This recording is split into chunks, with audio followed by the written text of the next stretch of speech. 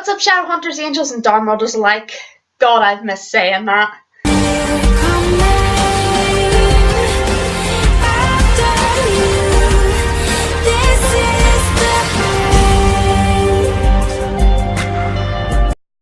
I said I would make a video with Shadow Hunters again, so here we are. I must first of all apologise for the shitty lighting. I was intending to record this earlier in the afternoon, but circumstances changed that. So it is evening time, and not to mention, not just evening time, it is evening time with the most shit weather outside. I will show you what it's like. So my lamp's on, which kind of throws the lighting off a bit, so everything's a bit more shit than usual. Not that my quality is really that good anyway, because I'm using a web camera, but it's a bit more shit than usual. First of all, I want to thank Bane17001 for suggesting this topic to me. It is actually a topic that I did intend to get to myself. It was something that I said that I would talk about, and then I completely forgot about.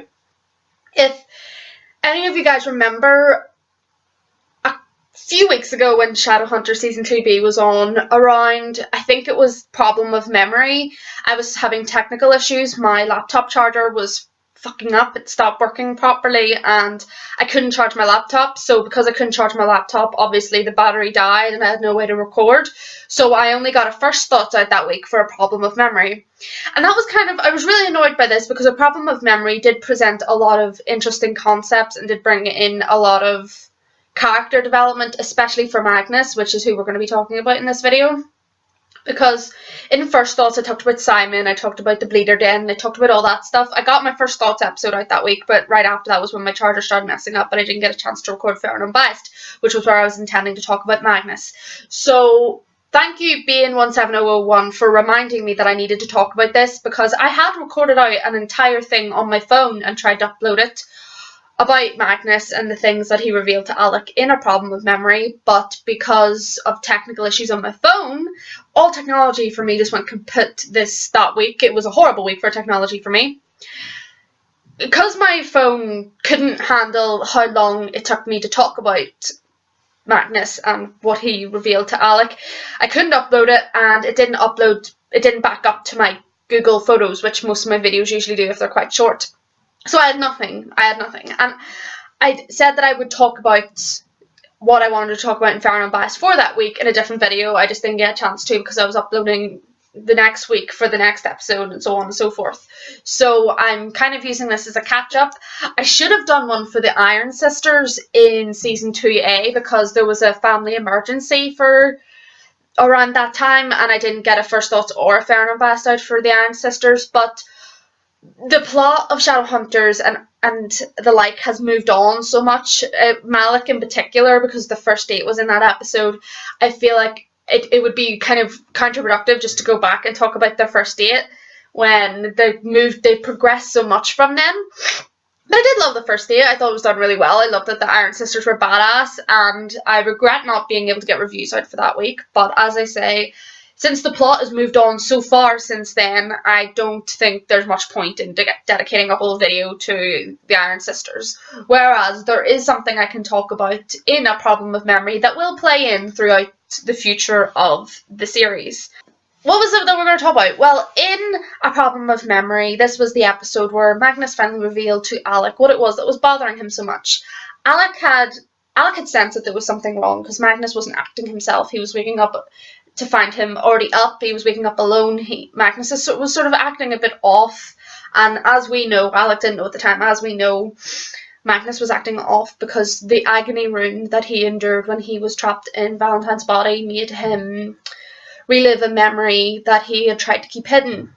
A really traumatic memory from his childhood, and he was ruminating on that a lot, and he was displaying symptoms of going through a deep depression. He was drinking, he was pushing people away, he was acting like he was fine, he was putting on a mask, pretending that everything was okay when it really wasn't, and he wasn't really confiding in the people who he loves. He didn't even confide in Dot, and he had invited her around as kind of a distraction, as sorts, because he didn't, I don't think he wanted to invite Alec around because he knew that Alec was going to ask questions.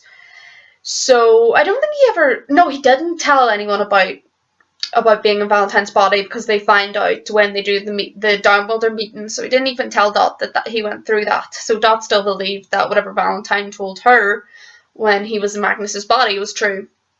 So Magnus didn't even confide in her, a fellow warlock. So he was holding all this in for a very long time, and in A Problem of Memory, he finally lets it out and reveals to Alec what it is that has been bothering him, because Alec knew something was wrong. He at this point he knows Magnus, and he knows when there's a problem, and he knows kind of how he behaves, so he can kind of spot when there's something off in his behaviour. So he noticed that Magnus was going through this for a while, but he didn't know how to get him to admit that something was wrong. But he does. In this episode, Magnus finally tells him about the memory that the agony rune made him relive. And that memory was the suicide of his mother. As you guys probably remember from the episode, he described to Alec about how his mother killed herself because she couldn't cope with having given birth to him, a warlock. Or so that's what he believes anyway. I can't remember if he said that his mother actually told him this or left a note or what, but she killed herself with the knife that Magnus himself took back from Camille's house in India, was it? They were in India or somewhere like that, Bangkok, somewhere foreign like that. So she killed herself with this knife, and Magnus believes it's because she couldn't cope with Magnus believes it's because she couldn't cope with the idea that she had given birth to a monster. And personally, I don't know if I believe if that's the reason that she killed herself, because when you learn about how warlocks are conceived, I think maybe it was more a result of her mental state after what had happened to her that resulted in Magnus's birth, because as we remember from Dust and Shadows, warlocks are conceived through demons having intercourse with humans or shadow hunters. And humans don't normally, or shadow hunters don't normally consent to having sex with a demon, as we know, because they're demons and they're pretty vicious and barbaric and savage, and it'd be pretty dangerous to consent to that kind of activity with them. So most of the time, warlocks are conceived of rape, where the raping of a woman, a human woman, or a shadowhunter woman by a demon. And it's an awful thing to happen. Rape in any sense is an awful thing to happen. And I would say that this probably took I can't find a strong enough word. It probably had such a bad impact on Magnus's mother. It would have such a bad impact on anyone having to go through something that traumatic. So I can't remember if she ever said that she thought he was a monster. I can't remember if she said that or not, but I think that she maybe was in a poor mental state after having had to go through that, having to endure being raped by a demon. And I don't think it would have been Magnus that made her kill herself, because as we saw in the flashback, Magnus was like 4 or 5 years old by this point, and if she really couldn't bear having given birth to a monster, she would have killed herself when he was a baby, would she not have, when she saw that his eyes were the way they were. But she didn't. She did it when he was 4 or 5, probably when whatever PTSD or trauma she was going through, whatever that had done to her, had built up over the course of 5 or 6 years to the point where she couldn't cope with it anymore. And Magnus was the one who found her dead. And that's a horrible thing for a child to experience. To find a parent dead in general is a horrible thing. I know people who have found their parents dead, not by suicide. You know, sometimes kids find their parents dead from heart attacks, aneurysms, just death by natural causes. So that is traumatic on its own. But then having to find your parent dead by suicide, that must be on a whole nother level. And we're talking about a whole nother level on something that is already pretty traumatic in general. So Magnus was the one who found her at 5 or 6 years old, which is a very young age to go through to experience such a thing.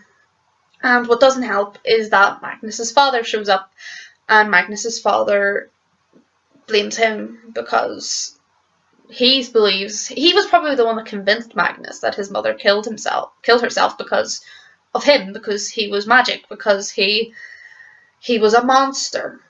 So as a result of that, Magnus killed him. And Alec said, well, you were only a child, you lost control, it's not your fault. And Magnus told him that he was perfectly within control at that point, that he was old enough to be in control of his actions.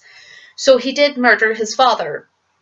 And that does bring into a morally grey area, because it is murder, but after seeing what he saw and being subjected to the treatment that he was subjected to, that's what kind of brings it into the morally grey area. So, in the books, Magnus's father tried to drown him. Or was it his mother that tried to drown him? Someone tried to drown him. And by father, I mean his stepfather, or whoever it was that his mother ended up with, because obviously his real father is a demon. And,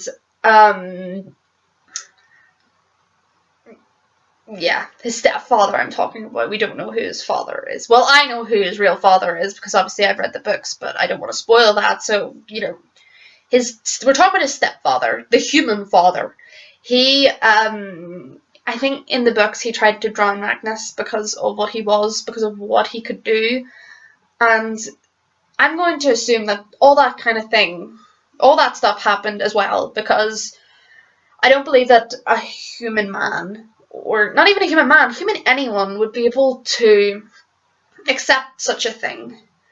And I mean such a thing as in someone being magical and having those eyes and stuff like that. I feel like Magnus's mother might have had a more connection to him because she carried him and she birthed him, but technically Magnus's stepfather has no emotional connection to him whatsoever. So obviously he is not going to be as loving, he is not going to be as understanding, and he tries to kill him and he tries to hurt him and he basically abuses him. So Magnus kills his abuser. It is murder, but that man had attempted to murder him before, had abused him, had treated him really, really badly. So, again, I say it's a morally grey area. And this was obviously all very traumatic for Magnus, and that is why he hid that memory. He buried that memory deep in his subconscious so that he would never have to think about it. But it was forced from him when the agony rune was activated. It unburied that memory, and he was forced to remember a really hard time in his life. Time of his life that he would really prefer not to have remembered. So that was what he's been ruminating on. This accusation that his father always threw at him, that he was a monster and that he was basically disgusting and a creature from hell and demon spawn and all that kind of thing. And the thing that I can never get over is the fact that he went through all this, and he's went through so much more. We know from, I can't remember what episode it was, which one it was called, but we know from the episode where Magnus had to call Camille back so that they could send her to the clave. We know from that episode that he had struggled with his mental health before and had tried to kill himself, and Camille had been there for him and stopped him from doing so. So not only did he go through that when he was a child, he continued to have struggles throughout his life. And how he can go through such trauma and agony over and over again and still be the kind, generous, loving person that he is, I just find that amazing. You will find that a lot of people who go through trauma or difficult times or had a bad childhood, a lot of them come out being some of the most kindest, loving, just all-right beautiful people, because they know what true pain feels like, and they don't want other people to feel like that. They want to try and stop people from feeling the same kind of pain that they went through. And I feel like that's the kind of thing that Magnus does now, at the point that he is now in Shadowhunters. He tries to diffuse the pain that other people go through, and that's why he helps so much. That's why he helped the Shadowhunters so much, and that's why he held back from telling Alec about his past, because he didn't want to burden him with that. And of course there was also the worry that Alec would maybe turn his nose at him, accuse him of being a murderer because he killed his dad. Of course, but Alec didn't. Alec understood. For one thing, Alec kills demons on a regular basis anyway, so he kind of gets the idea of that kind of thing. And I can't remember the line exactly, but Magnus said, "I'm a monster" or something, and Alec was like, "No, you're not. You're not." And they didn't even kiss in that episode. They just embraced each other. And I felt like that was very fitting. A lot of people kind of demand kisses, and they demand, like, physical intimacy in that kind of way, when it's like kissing or making out and stuff like that. But sometimes in scenes, you just want an embrace. Like, I find that a very raw way of expressing yourself. Just wanting a hug is like the most innocent and raw thing that a person could want from another. And I thought it was a lovely scene. I thought it was really well acted, and I thought it was a brilliant way to bring justice to what Magnus has been through, to bring Magnus's past to light, because anyone who's read the book knows what he went through, and we were just curious as to how they were going to put this to screen. And I liked the way they did it. I thought it was really well done, and it made me tear up. I remember tearing up when I was watching it. Harrison Jr. and Matthew Daddario's performances were amazing as usual, but like, what else do we expect? But yes, I wanted to talk about that because I had talked about it in the video I recorded on my phone, but as I say, technology just didn't like me that week and was just like, no, you're not going to be able to upload me, I'm too long. So I didn't get the video up where I was talking about this, and I'm glad that Bane 17001 reminded me of it, because I did need to get it out, because it was an important part of the series. It was a pivotal point for Magnus' storyline, and it was a great Malik moment as well. It was an excellent Malik moment. So I'm glad that I was reminded about it, because I really did need to make a video on it.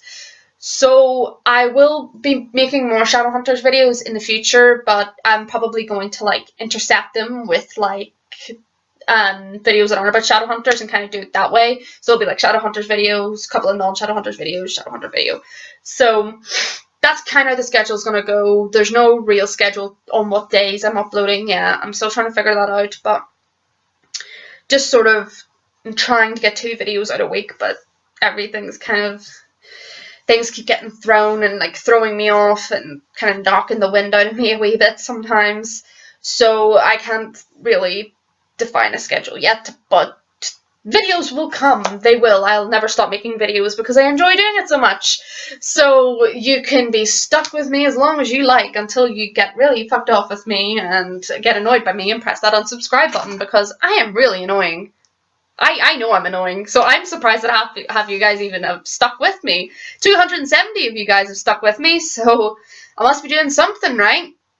So that's it, Shadowhunters, Angels, and Downworlders alike. Please check out my other videos. I have a blog now. There are 6 posts up now. You can check out the link to that in the description below. It is called ErinRambles.com, and my tagline is "Where I continue to ramble except in writing." And if you want to read the posts in chronological order, you have to go to the bottom and work your way up. So that's how the posts work. So if you want to do that, do that. If you don't.